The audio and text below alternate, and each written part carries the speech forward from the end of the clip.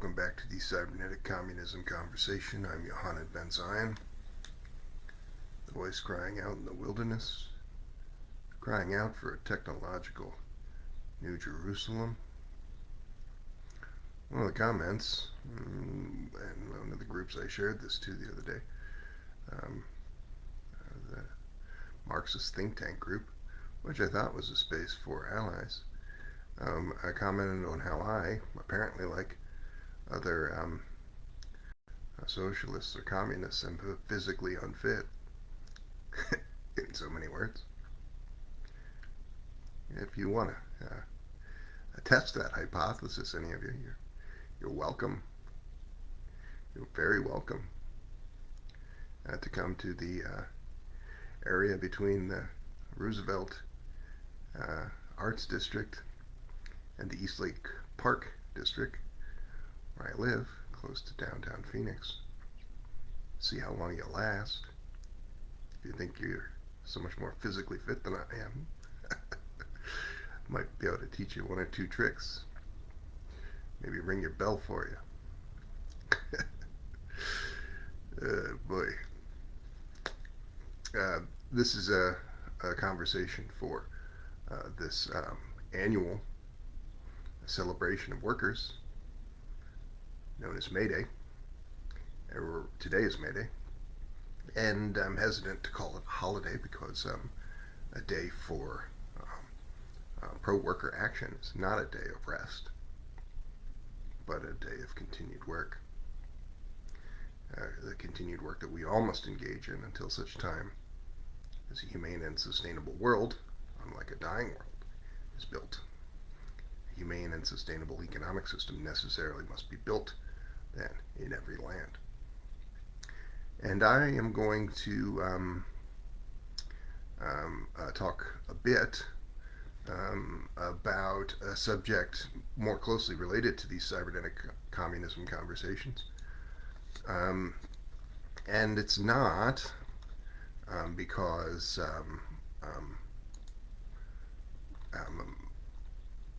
I think that this is a more important subject than other conversations for May Day reflections, but rather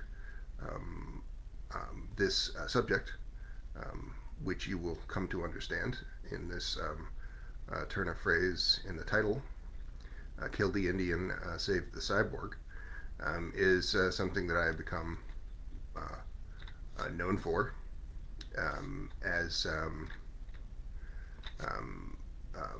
I am known more as a cybernetic communist and critic of transhumanism than as a more generalized pro-worker organizer. But it is important to say that we must never forget the struggles of those who come before us and doing more crucial work, the fight for a more just and equitable world. And so please recognize the importance of centering always the struggle of workers and the struggle for liberation of marginalized peoples and the indigenous. And I hope that in this title, Kill the Indian, Save the Cyborg, you will not get a misimpression, because there is no possibility, and that is really a central idea of the following presentation. There is no possibility of a humane and sustainable world, of a livable world, that does not center, empower, and honor the Indian and indigenous folks and people of color. And this has been a center of my thinking for many years. That's why in the last two election cycles I have run and am continuing to run in this 2024 election cycle, and now in this 2028 election cycle, the two election cycles I'm referring to, as admittedly a fringe presidential candidate, but one centering land back. I'm running for President of the United States to be America's last president. I have written an executive order, which I would sign on day one of my presidency, which would totally disband the United States federal government, returning all relevant holdings to the control of a network of the dramatically empowered at that point existing Native American nations and political bodies. And as in doing this, we would be restoring our world to indigenous stewardship of the kind that existed for many thousands of years before the U.S. settler colonial project. This is a most important thing to do because we are on track to see runaway overheating around the year 2030, at a time where at some point in the years to follow, not immediately around 2029 or 2030, but at some point in the decades to follow, humanity will suffer a multi-billion person loss of life because of this climate change, if not a total extermination of humankind, specifically because of capitalist in industrial sectors. And specifically because of the worst of those, the U.S. military-industrial complex is the world's worst polluter.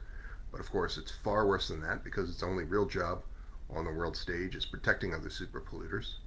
So there's no path to a livable world that involves the continued existence of the United States federal government. And equally important in that is, of course, not merely stopping a bad thing, but preventing another bad thing from taking its place, thus the building of a different kind of governance where the U.S. 50 states and territories, I said relevant holdings because much of the U.S.'s international presence is military bases, which must revert to the lands themselves and holdings therein must revert to the people in those countries. But also, it's not sustainable to continue to have military-industrial complexes of any kind. And that must be recognized as well. But these 50 U.S. states and additional territories would tend to continue in their same form, but they would merely be overseen by this confederacy of Native American nations, replacing the operations of the federal government, and of course doing a much better job of this because the existence of the nation state can only be justified in terms of care for human beings, not siphoning off many trillions of dollars from projects that would care for human beings to put them into the military-industrial complex, as the U.S. has done, but actually caring for human beings. With this righteous indigenous oversight, and with more level-headed approach from the other human beings living on this continent, we could easily build something well beyond the standards of 20th century state socialism as we understand them. This is something that I frequently discuss and I would encourage you to watch earlier videos on these channels when I discuss the building of cybernetic communism and thus full communism, because of, in the wake of an AI takeoff, this difference between 20th century state socialism and the building of full communism in our time, and because of the transhumanists' technological singularity or artificial intelligence singularity. But of course, actually doing that, not this farce that the TESCREAL folks transhumanists and singularitarians and so forth are pushing for, which is little more than a justification for the unsustainable status quo. It's little more than basically trickle-down economics with some science fiction jazz thrown in to make that elitist economic project more palatable to the masses.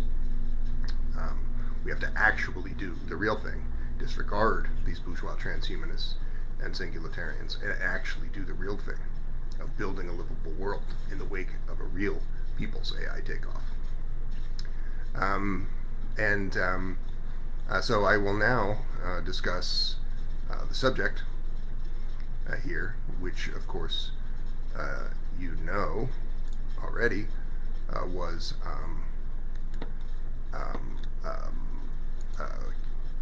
Kill the Indian, Save the Cyborg, and I lost my notes here.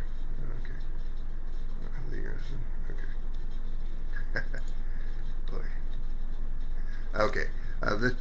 The 20th century marked a pivotal shift in global power dynamics, particularly around the modern age, or even specifically in the 1940s, when the Eurocentric settler colonial powers began to, quote, pull up the ladder on militancy and revolution for all, particularly for the peoples, indigenous and global southerners that they had wronged. And this phenomena, where former colonial powers effectively revoked and castigated the legality and possibility of revolutionary violence after having used more counter-revolutionary violent tactics to seize vast territories, particularly in the United States. This has profound and enduring consequences, of course, most serious of consequences to this day. As I say, the United States is most responsible for killing the planet, the United States government, and so any discussion of stopping that requires an analysis of these Eurocentric paradigm effects and of the United States' problematic features there.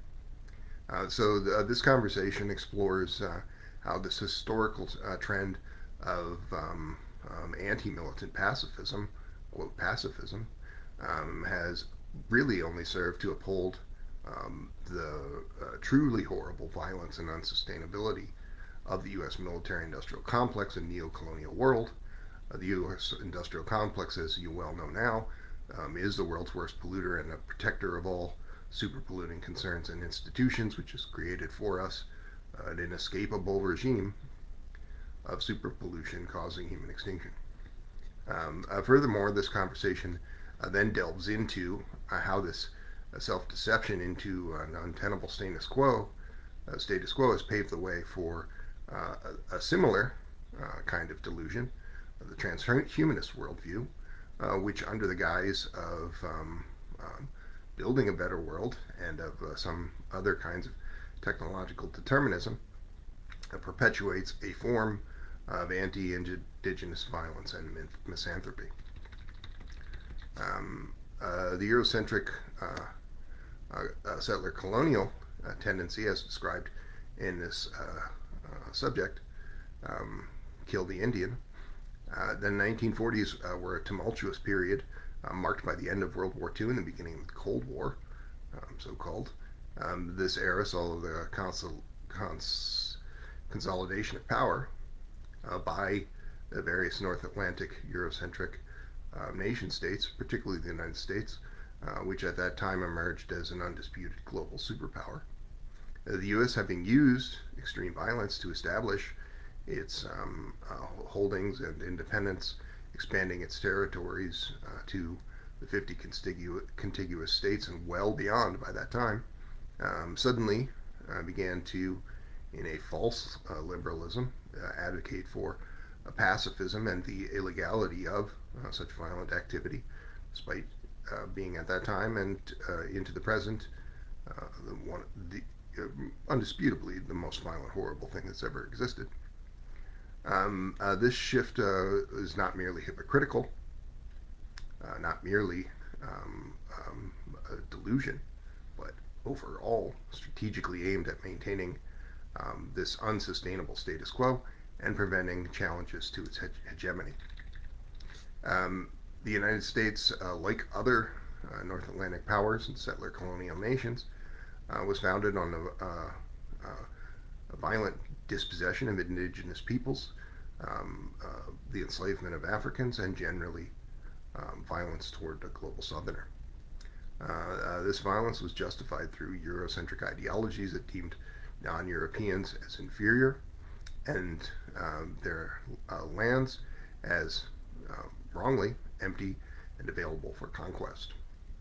However, as the U.S. consolidated its power, it began to advocate for this bad faith pacifism, which is generally the pacifism of every U.S. pacifist today, and the illegality of revolutionary violence, effectively pulling up the ladder behind it. I had this conversation not too long ago with someone who was tending to defend a rather performative individual in this space, a woman named Medea Benjamin, who of course is not a criminal relative to the upholders of colonial violence, but one thing that she does tend to represent is this bad faith pacifism. So while she and her organization, Code Pink, and her other allied organizations do tend to be quite critical of U.S. and Israeli imperial violence, she herself is on the record many, many times, and even taking actions where she would collude with police to help stop people who both she and the police perceive to be violent revolutionaries. That's not a person who is capable of actually doing the things that she says she wants to do, despite her kind of perceived successes as a kind of yippie type personality, a person doing agitating, and I think quite legitimately agitating against IPAC and the U.S. and Israel axis of evil. But again, consider this ticking time bomb that we are sitting on. And we have till roughly 2030, if not sooner, to stop the U.S. capitalist climate apocalypse, to stop the U.S. military-industrial complex from being the world's worst polluter, transform the other sectors dramatically in that time frame. The other sectors that it illegally protects. So a person who is saying that this performative business is the most militant thing that you can do, the performative business of Medea Benjamin, that's not a serious person. That's a person who's really just advocating for the extinction of humankind and really just kind of putting on a show for our benefit. Although if a person is doing what Medea Benjamin is doing and is not this bad faith pacifist as she is, then that person could be argued to be an ally. But we have to use all the revolutionary weapons at our disposal. Back to the subject at hand, the hypocrisy of this militant pacifism is evidenced in the U.S.'s continued use of violence to maintain its global hegemony. The United States military-industrial complex, which includes military, defense contractors, and a whole host of related industries, including basically all of tech, is the world's worst polluter and a significant contributor to climate change. The military-industrial complex's operations, from vast anti-communist wars and wars of theft that have killed hundreds of millions, to military exercises ongoing today, consume vast amounts of fossil fuels and release enormous quantities of greenhouse gases. Moreover, the U.S. military-industrial complex serves to protect all of the other for-profit super-polluting concerns or other bourgeois institutions elsewhere, dooming humanity to likely near-term extinction, or at least multi-billion person deaths in the course of following decades. More detailed analysis of recent years on the part of all of the credible climate scientists on planet Earth has shifted this multi-person death likelihood from, say, after the year 2100 to sometime around the year 2050. In your lifetime, in all likelihood, the effects of runaway overheating are going to become so pronounced that human beings, and climate instability generally, that human beings will no longer be able to live. This is the consequence of these bourgeois industrial sectors that we all continue to suffer to continue to exist, rather than standing up against them. There should not be one single stone standing upon another of the United States Pentagon or the United States White House or government district in D.C. There should not be one stone standing upon another of Shell Oil's headquarters or any of the other concerns in fossil fuel mega corporations or livestock systems. These things must be destroyed. That's the only path to avoiding this multi-billion person death. The U.S. military-industrial complex's environmental impact is thus staggering. It's the single largest institutional consumer of fossil fuels, bar none, and the largest emitter of greenhouse gases in the world. The military-industrial complex's operations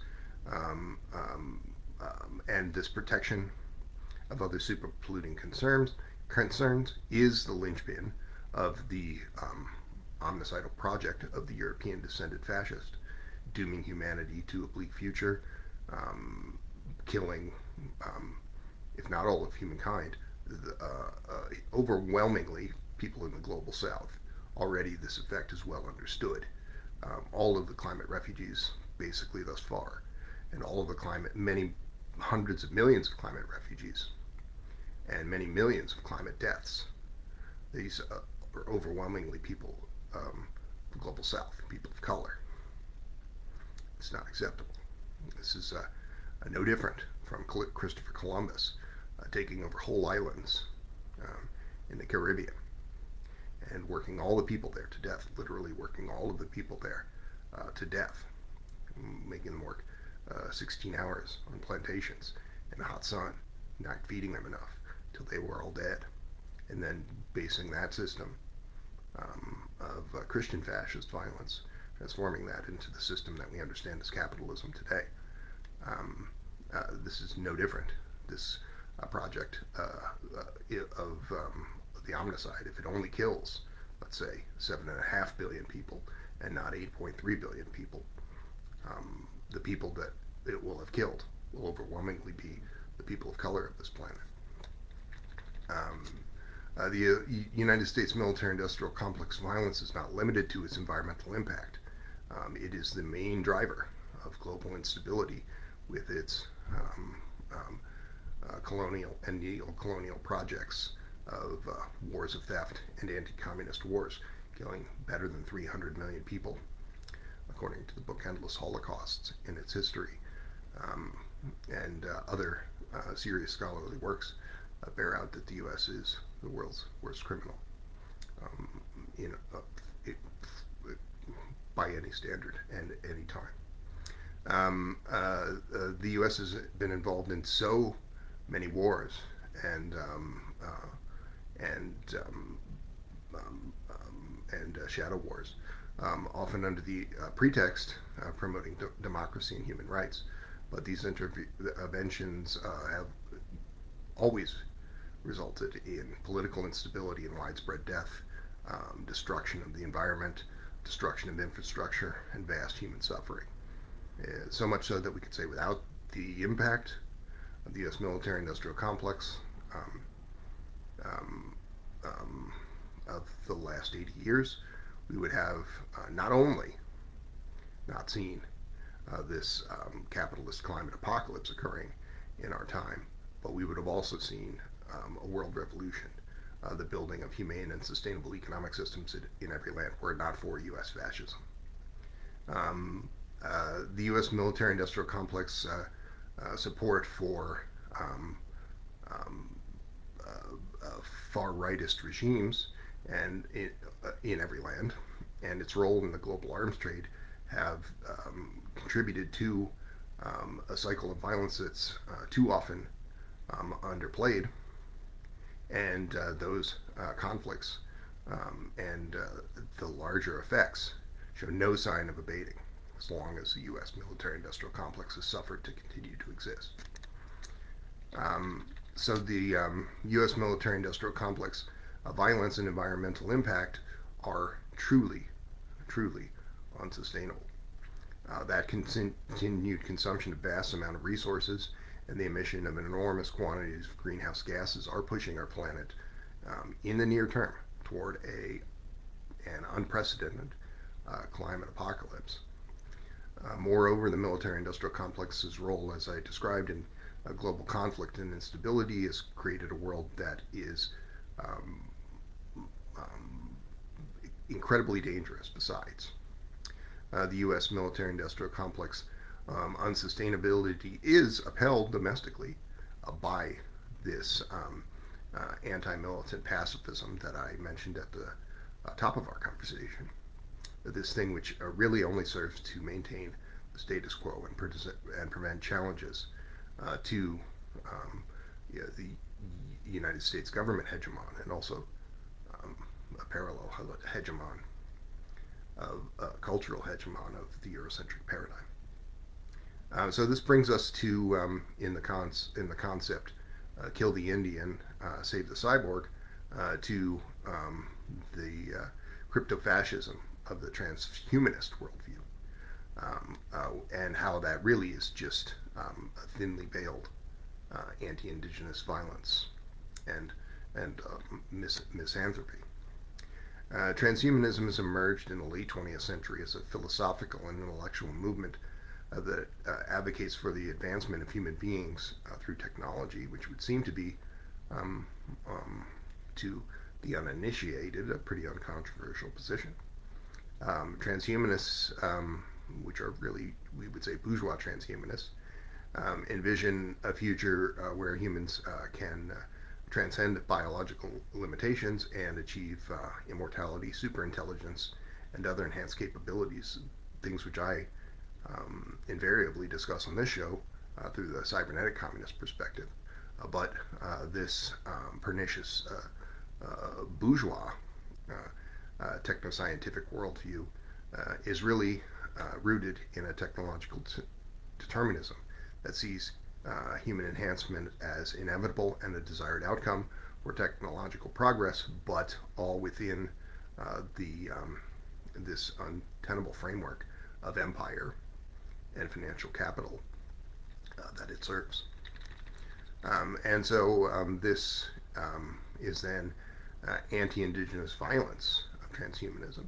A focus on enhancing human beings through technology is fundamentally anti-indigenous violence.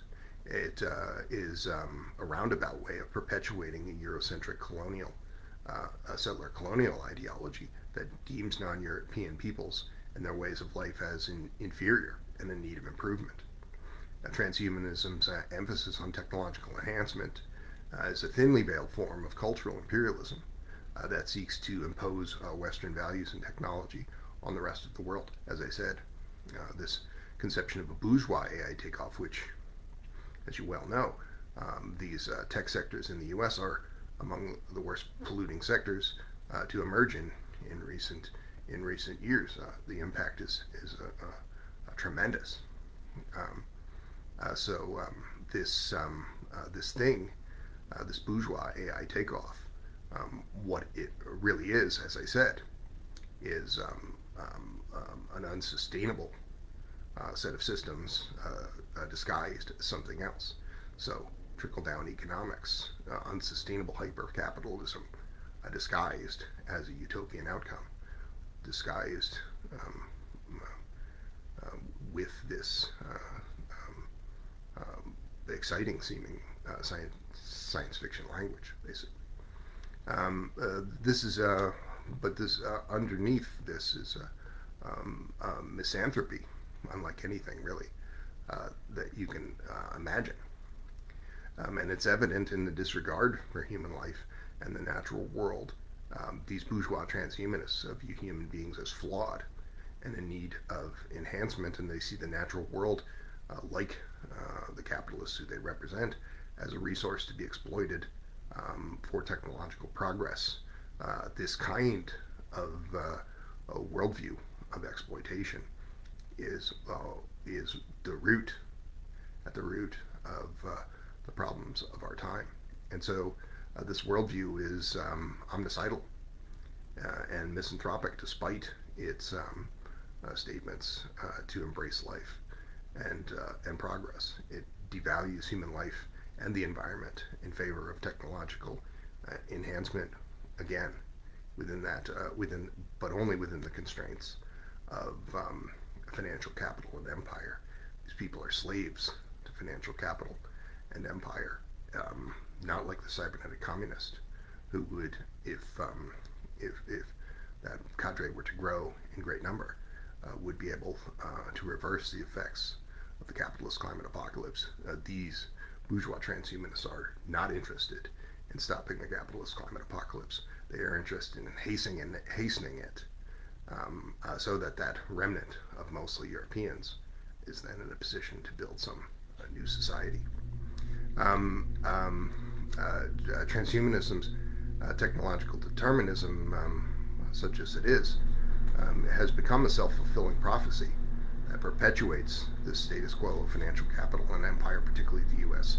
hegemon, and prevents challenges to that omnicidal framework. Transhumanists view technological progress as inevitable and desirable, but they do not see this possibility of seeing something like a people's AI takeoff. If you try to describe to any of these people the concepts of a bourgeois AI takeoff that is hastening the demise of billions, and a people's AI takeoff where we truly transform the thing, they will lie and say that those are the same thing. They will say that the continuing of the U.S. military-industrial complex, the thing that's killing the planet, and the stopping of it are somehow the same thing. These are people with an incoherent worldview. But they see human enhancement as an outcome of this progress. This worldview is rooted in the Eurocentric paradigm, the settler colonial ideology that seeks to maintain this colonial and neo-colonial status quo and prevent challenges.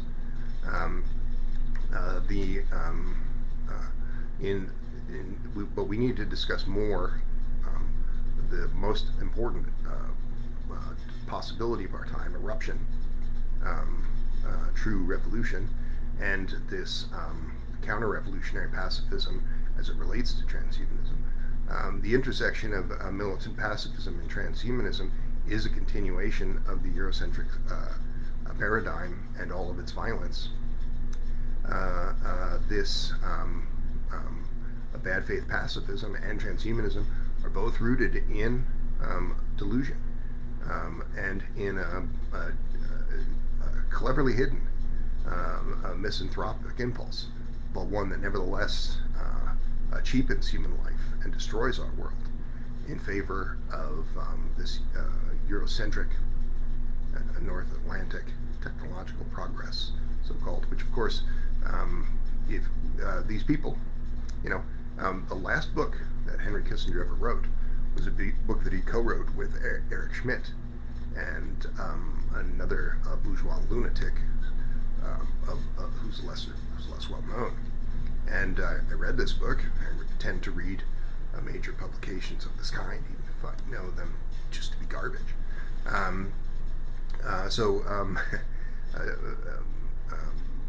Almost as much as any human being alive who ever lived, Henry Kissinger was a person responsible for the emergence of the neoliberal supremacy of certain neo-colonial institutions, and responsible for one of the most devastating blows to a cybernetic communist project and to the building of full communism in our time, which was, of course, the destruction of Salvador Allende's Chile, in 1974, at a time when they were rolling out, they had developed and rolled out a technological planned economy of a kind different than that described in my work, focusing on using machine learning, open source machine learning tools to build people's superintelligence.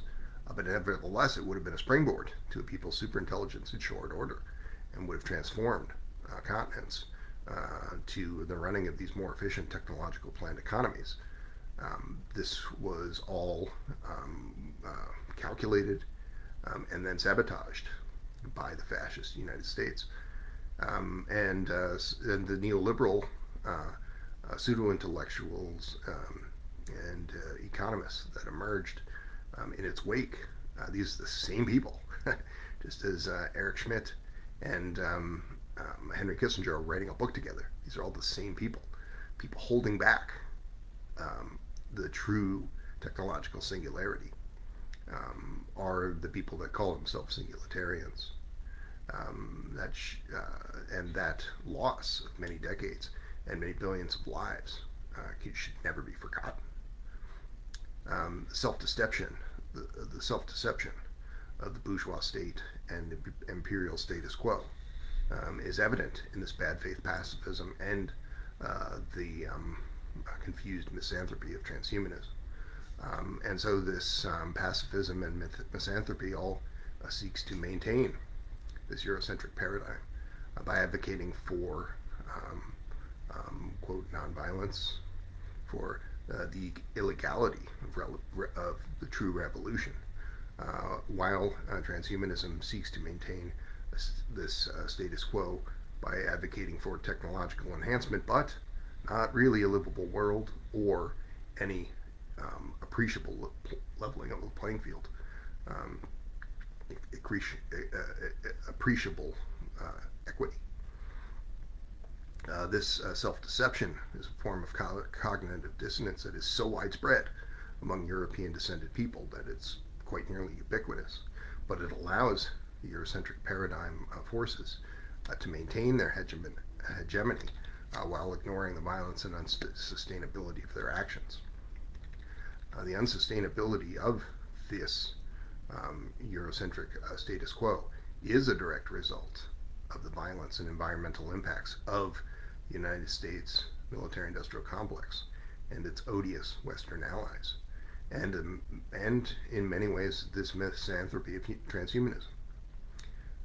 The continued consumption of vast quantities of resources and the emission of enormous quantities of greenhouse gases, pushing the planet toward a climate catastrophe. In fact, there is no livable world, prospect for a livable world as we understand it, without the death of many billions, if not all, of humankind, without abolishing the U.S. military-industrial complexes and its smaller allied military-industrial complexes, without dramatically transforming all fossil fuel sectors up to the point where that would not cause a supply chain collapse. So basically, the 95% of abolition of the fossil fuel sectors, and a similar overhaul of the livestock systems, which by some studies are 51% of the raw effect of human activity on the climate crisis.